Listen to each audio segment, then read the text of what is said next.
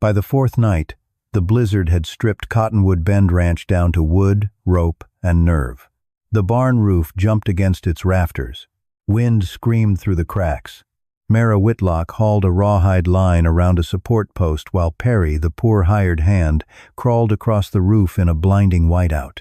Inside, the two children, Ellie and Tobin, rationed the last hay among the weakest calves.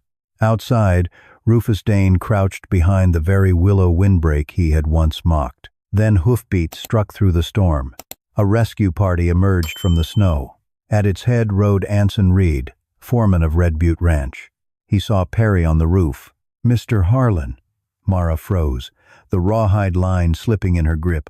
The penniless hand fighting for his life on that roof was Perry Harlan, owner of one of the largest ranches in Wyoming. But the roof lifted again under another violent gust. There was no time for answers. 6 months earlier, in late October of 1886, Red Butte Ranch stood prosperous beneath the Wyoming sky.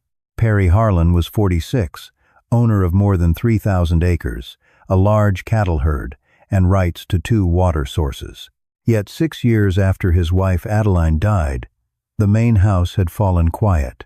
Families from Coldwater Crossing often brought unmarried daughters to supper. Perry noticed the same pattern every time. Their smiles came after they saw the stud horses, the cattle ledgers, and the reach of his land. One evening, he overheard 2 guests debating which daughter had the better chance of becoming mistress of Red Butte. They spoke of him like property that could be married. That night, Perry decided to leave as a penniless ranch hand. Before dawn, he stopped beside the table where Adeline had once taught workers' children to read. Dust covered the books. Everything he had expanded since her death had made his life smaller. Perry removed his silver watch and locked it inside his desk. His good leather coat stayed behind with his polished boots. He traded his best saddle horse for an aging draft gelding, then pulled on a coarse wool shirt, patched trousers, and worn boots left by a cowhand who had long since moved on. Anson Reed, the 58-year-old ranch foreman who had worked beside Perry from the beginning, watched without trying to stop him. "You can leave this ranch," he said quietly. "A poor man can't leave being poor." He reminded Perry that poverty took more than money. It took away trust, credit, and sometimes even the chance that someone would stop when they found a stranger hurt beside the road. Perry packed only a knife, flint, a wool blanket, and dried meat. "I'm Perry," he said, "an unemployed cowhand from Nebraska." Without a word, Anson stitched a single gold coin inside the saddlebag lining. Before Perry rode away, Anson offered one last warning. "If someone good puts their trust in you, don't steal their right to choose by hiding the truth." Perry nodded. He believed he understood. He did not. For 2 days, Perry searched for work around Coldwater Crossing. One ranch owner glanced at his hands and decided they were too smooth for a seasoned cowhand. Another offered wages so small they would barely buy enough food to last the week. Late on the second afternoon, the sky turned the color of lead. Freezing rain glazed the ridges with thin ice. Perry urged the old gelding toward lower ground before darkness settled. A distant crack of thunder rolled across the hills. The frightened horse lost its footing. Perry was thrown hard. His left shoulder slammed against stone. His ankle twisted beneath him. Before he could stand, the freezing wind soaked his clothes and began turning them stiff. A freight wagon loaded with salt passed the ravine. The driver looked down, then snapped his reins and kept moving. 2 cowboys rode by not long afterward. Neither dismounted. Neither asked his name. Once, men tipped their hats whenever Perry Harlan approached. Now no one even slowed their horses. The freezing rain did not know who he was. Neither did the travelers. For the first time in many years, Perry learned what it meant to disappear, simply because no one believed a poor stranger was worth stopping for. Near sunset, Mara Whitlock, the widowed owner of Cottonwood Bend Ranch, headed home with her daughter Ellie and her young son Tobin. Their small wagon carried bundles of dried willow branches, saved for repairing fences and burning before they touched their precious stack of pine firewood. Ellie spotted a lone horse standing beside the ravine. Tobin heard a weak groan below. Mara climbed down without hesitation. The stranger was still breathing. His shoulder had slipped from its socket, and his ankle was swelling fast. His wet clothes would freeze solid if he stayed there much longer. She never asked whether he carried money. She cut 2 straight willow poles, stretched a blanket between them, and tied everything together with rawhide. Ellie steadied the front while Mara carried most of the weight. Tobin led the old mule and held the stranger's horse. As they climbed out of the ravine, Perry noticed a worn brass bridle buckle hanging beside the keys to Mara's feed shed. Before securing the stretcher onto the wagon, she tugged the buckle once to test it. Her father had taught her that lesson years before. Always test what carries the load before trusting the road ahead. That simple habit, learned through years of ordinary ranch work, became the reason a stranger survived long enough to see another sunrise. Once the stretcher was safely secured to the wagon, they brought him back to the ranch, a small log cabin nestled beneath an open hillside. Agnes Bell, the settlement's midwife and healer, arrived before dawn. She eased Perry's shoulder back into place, splinted his swollen ankle with straight pine strips, and wrapped it in willow bark soaked in warm water. When she finished, Perry was laid in the only bed close to the cast-iron stove. Mara and the children quietly carried their own bedding to the loft. As she stirred a pot over the fire, Tobin asked the question every hungry child eventually asked, "Will he pay us back for the food?" Mara smiled sadly instead of scolding him. "A child has every right to worry when the pantry isn't full," she said, "but a dying man has the right to live before anyone asks what he can afford." She cut the last piece of venison she had been saving for Christmas and cooked it with dried beans and turnips.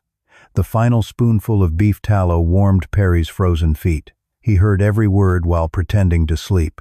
Agnes noticed his speech, and worn boots did not quite match the story of an ordinary drifter, yet she said nothing. Before leaving, she quietly warned Mara, kindness should never replace caution. That night, Ellie slept with the key to the feed shed beneath her pillow. Trust had not been given.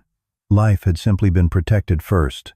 As Perry's fever faded, he finally saw Cottonwood Bend Ranch as it truly was. There were 11 brood cows, 2 horses, 1 aging mule, and a small flock of chickens. The cabin had been built well enough to outlast many winters, but it faced the northwest wind without much protection. The old barn, built years earlier by Nathan Whitlock, Mara's late husband, still stood, though one corner had begun to settle. The hay shed rested exactly where drifting snow could bury its doors. Every morning, Mara was already working before sunrise. She chopped turnips, broke ice from the stock trough, checked the cows for bloat, and counted every bundle of hay before carrying it inside. Perry noticed something important. She did not lack knowledge. She lacked enough hands to finish every job before winter arrived. He introduced himself simply as Perry, an unemployed cowhand. When he offered to pay her for taking care of him, Mara simply shook her head. "You can settle the debt with work after your ankle heals." Ellie watched him trim away a rotten section of a cow's hoof before anyone else noticed it. "How does an unemployed cowhand know that?" she asked. "I've worked in a lot of places." It was a truthful answer. It simply was not the whole truth. Mara said nothing, but from that morning forward, she began watching Perry more carefully. Only a few days later, Rufus Dane, owner of Broken Spur Ranch, rode into Cottonwood Bend. Years earlier, he had lost nearly half his herd during a brutal Wyoming winter. Since then, he believed small ranches were living on borrowed time. He did not come looking for a fight. He came carrying an offer. He proposed buying Cottonwood Bend for enough money to let Mara and her children live comfortably in town for several years. "A widow shouldn't gamble her children's lives against a Wyoming winter," he said. He wanted the ranch for its dependable well, its sheltered draw, and its easy access to the river. Mara refused without hesitation. Rufus glanced toward Perry, who still leaned on a walking stick. "So this drifter is your winter plan?" Perry ignored the insult. Instead, he asked one quiet question. "When was the last time you measured where the snow drifts around your barn?" Rufus laughed. "My father built that barn. His father built the one before it. I don't need a homeless cowhand telling me how the wind works." The challenge had been spoken. The proof had not yet arrived. Once Perry could put weight on his ankle, he began the work he had promised. He split firewood, mended fence rails, and hauled water, but he did not start changing the ranch. For several days he only watched. He tied strips of wool around the yard to track the wind. He studied where dead grass lay flat, where old snow clung inside shallow cuts, and where ice formed thickest along the north side of the trough. Inside the barn, he found damp boards beneath the ridge. The animal's breath was rising, collecting, and falling back as moisture. Ellie helped mark wind direction on a board. Tobin counted how many times Mara broke ice each day. The pattern became clear. Cottonwood Bend did not lack hay or timber. It was losing strength through its arrangement. Wind swept straight across the yard. Snow would bury the hay-shed doors. The trough sat on the wrong side of the barn. The roof held damp air, while gaps near the animals let cold strike them directly. Every bundle of hay sat in one place. Mara listened, but her face tightened. Nathan had built that barn with his hands. Changing it felt too close to admitting he had failed. Perry never said that. "Not grateful for the winters he knew," he told her. "This one may ask a different question." Mara looked toward the settling corner, then back at Perry. For the first time, she understood he was not trying to replace her husband.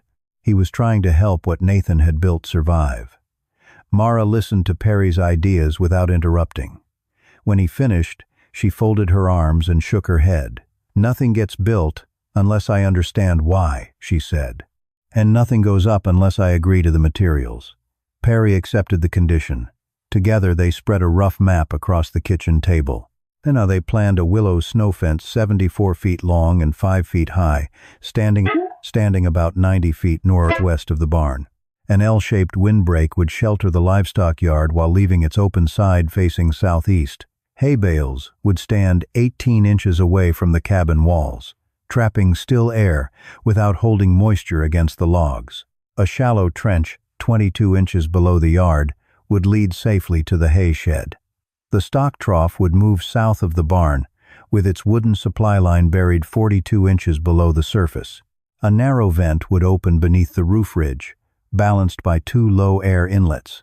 Instead of storing every bale in one shed, the winter hay would be divided among 3 separate caches. Perry explained that the goal was never to stop the wind. "It has to slow down," he said. "If it slows here, it drops the snow before it reaches the barn." He also refused to seal the barn completely. "Warm air isn't enough. Wet air freezes. Dry cattle survive." Mara studied the map before pointing to several places Perry had missed. The frost reached deeper along the north slope. Spring runoff crossed one corner every thaw. Ground squirrels tunneled beneath another section often enough to loosen fence posts. Those were things no traveler could learn in a week. Perry nodded and changed the plan without argument. By sunset, it no longer belonged to him. It belonged to Cottonwood Bend. Ellie began a small winter ledger, carefully recording measurements on smooth pine boards. Tobin followed behind, driving marker stakes wherever Mara told him. Later that evening, Agnes stopped by to drop off some winter herbs. Looking around at the changes in the yard, she smiled approvingly, quietly reminding them that preventing a disaster before winter was just as important as preventing an illness. Before everyone turned in for the night, Mara unlocked the tool shed and handed Perry the key. It was not a gesture of affection. It was the first sign that she trusted his work. The work began before the ground froze solid. Every day started in the dark. The plans made at the kitchen table quickly turned into grueling days of physical labor. All 4 of them set to work, bringing the blueprint to life. Perry and Mara carefully followed the design, weaving the willow fence, digging the trench, and relocating the stock trough. The children were just as busy. Moving beyond mere marking and note-taking, Ellie and Tobin now stretched measuring cords, carried wooden pegs, and helped haul materials across the yard. One afternoon, Perry stacked several hay bales tightly against the cabin wall. Mara stopped him. "The spring thaw reached that wall 3 years ago," she said. "The logs stayed wet for weeks." Without defending himself, Perry pulled every bale back until an 18-inch gap remained. Small moments quietly filled the days. One evening, using a leather awl and heavy waxed thread, Perry quietly patched the torn work glove Tobin had tried to hide so his mother wouldn't worry. Another afternoon, Ellie caught him reading the cattle ledger with the speed of a man who had managed far more than a few ranch jobs. She said nothing, but another question settled quietly into her mind. Before sunrise each morning, Mara left a steaming tin cup of roasted barley coffee beside Perry's tools without saying a word. Late one evening, Tobin carried out the small wooden horse his father had never finished carving. "Can you fix the leg?" Perry carefully shaped the missing piece, sanded it smooth, and handed it back exactly as Nathan would have recognized it. He never carved his own initials into the wood. Meanwhile, Rufus spread the same story across Coldwater Crossing.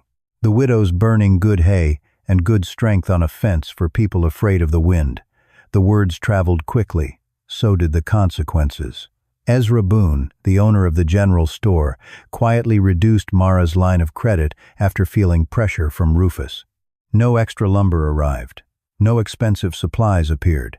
If Cottonwood Bend was going to survive the winter, it would have to do so with what already lay inside its fences. The first light snowfall arrived during the opening week of December. It was not a blizzard. It was a question. The willow fence answered first.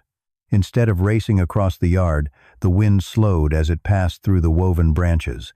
Snow settled into a long white drift in front of the barrier instead of piling against the barn. The cattle gathered naturally behind the L-shaped windbreak. The stock trough still froze, but only a thin skin of ice formed across the top. Ellie opened her winter ledger. Before the trough had been moved, Mara broke ice 4 times each day. Now she did it only twice. Rufus rode past the ranch, looked over the fence, and laughed. A little snow proves nothing. Perhaps he was right. Then Mara spotted the mistake. The far end of the willow fence stood too close to the hay shed. A shallow depression in the ground trapped drifting snow against the corner, blocking part of the door and holding damp air beneath the roof. Perry stared at it for a long moment. His first instinct was to defend the design. The snow refused to support his argument. "It was my mistake," he said at last. "I judged the ground too high." Without another word, they pulled 14 feet of fencing apart, opened a new escape path for drifting snow, and raised the reserve hay higher on small log runners. Tobin watched the work quietly. No one blamed anyone else. Before they finished, Perry looked at both children. "This wasn't Mara's mistake," he said. "It was mine.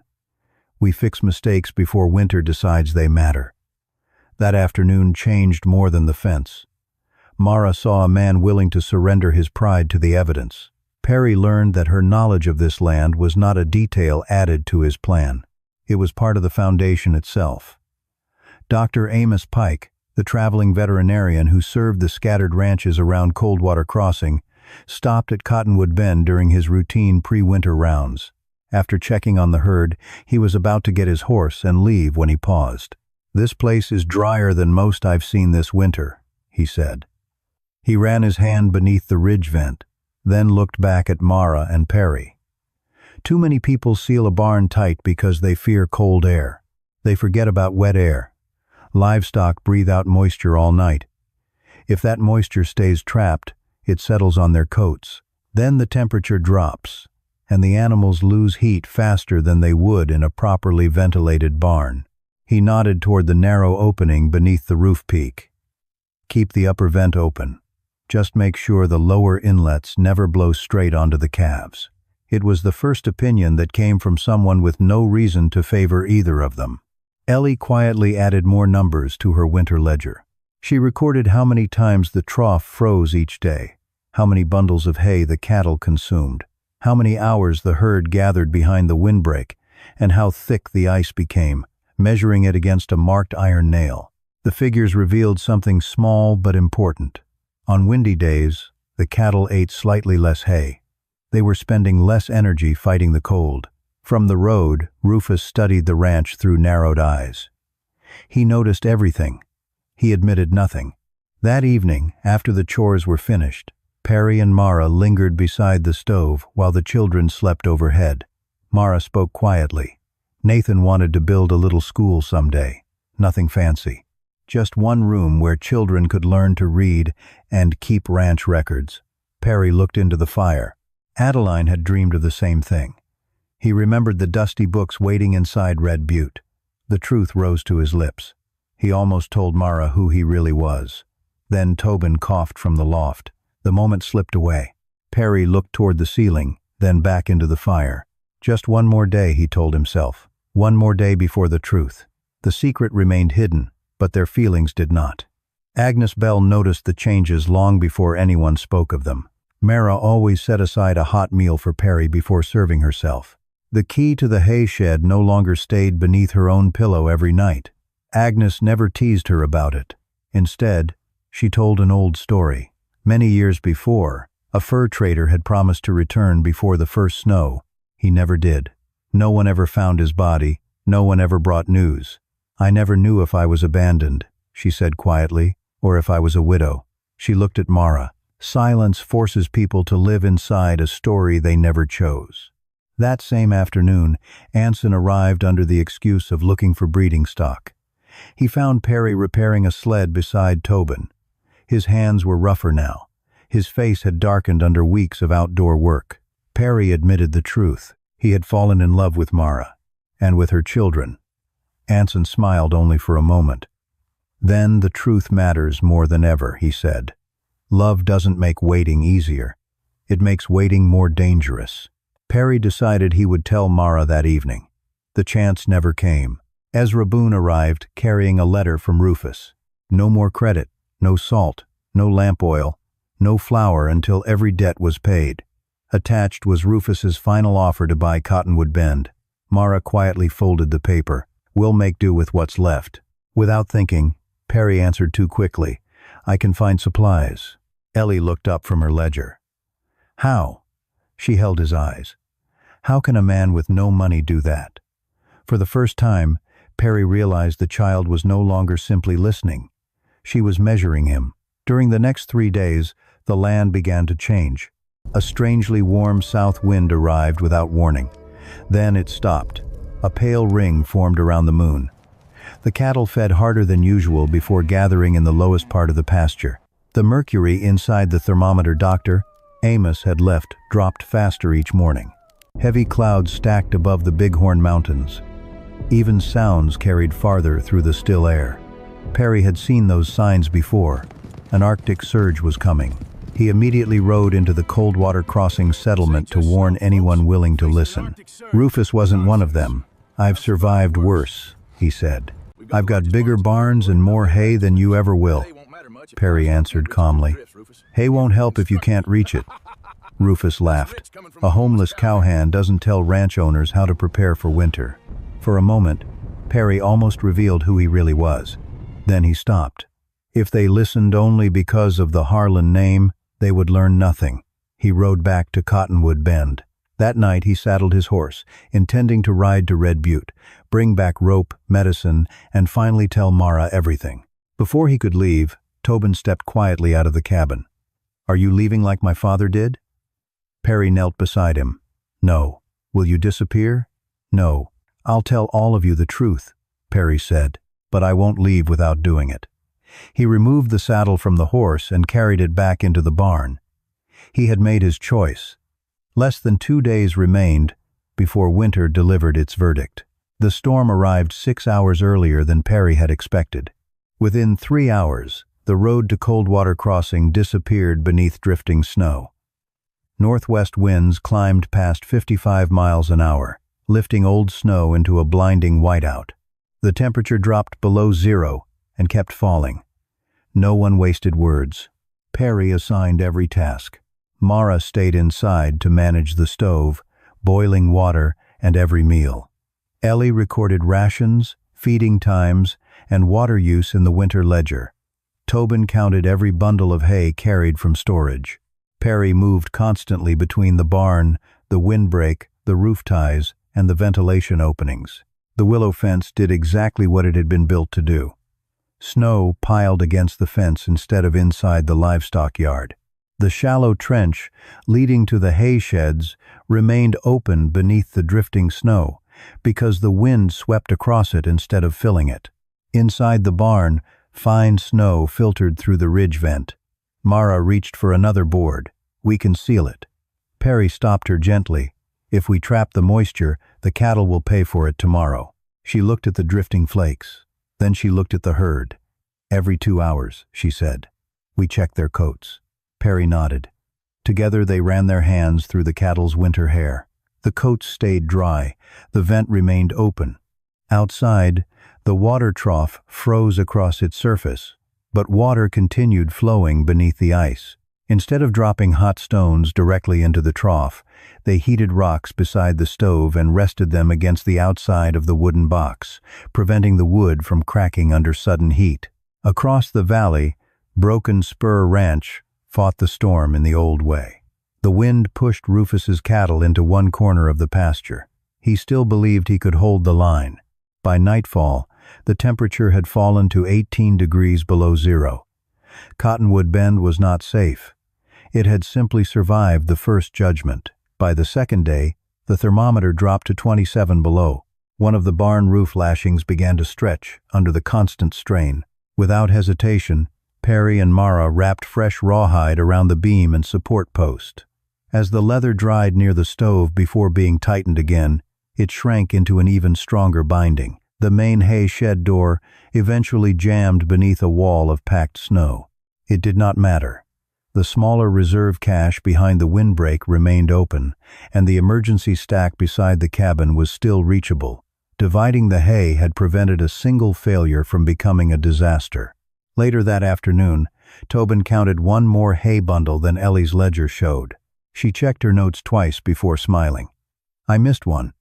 One extra bundle would never save an entire herd, but it kept the youngest calves on a full ration for another freezing night." Late on the third evening, the news everyone feared arrived. Broken Spur's secondary barn collapsed beneath drifting snow. The tightly enclosed pens trapped frightened cattle against the fences until several suffocated. The main water trough froze solid. Their only hay barn disappeared behind towering drifts. With nowhere else to turn, Rufus gathered everyone still able to travel. 3 frightened children, Ezra Boone and his wife Lydia, an elderly woman, 2 frostbitten ranch hands, the surviving cattle that could still walk. They followed the marker posts Perry and Mara had planted before the storm, disappearing and reappearing through the whiteout until Cottonwood Bend finally emerged from the blowing snow. Mara opened the door before anyone knocked. She never asked Rufus what he had once said. She never asked why he had come. She asked only 3 questions. How many people? How many animals? Who needs the fire first? The windbreak that Rufus had mocked now sheltered every soul who had reached it alive. By the 4th day, Cottonwood Bend was sheltering far more than its own family. Every corner of the barn had a purpose. Perry divided the livestock into 3 groups. The strongest cattle occupied the driest section. The weakest were moved into a sheltered recovery pen.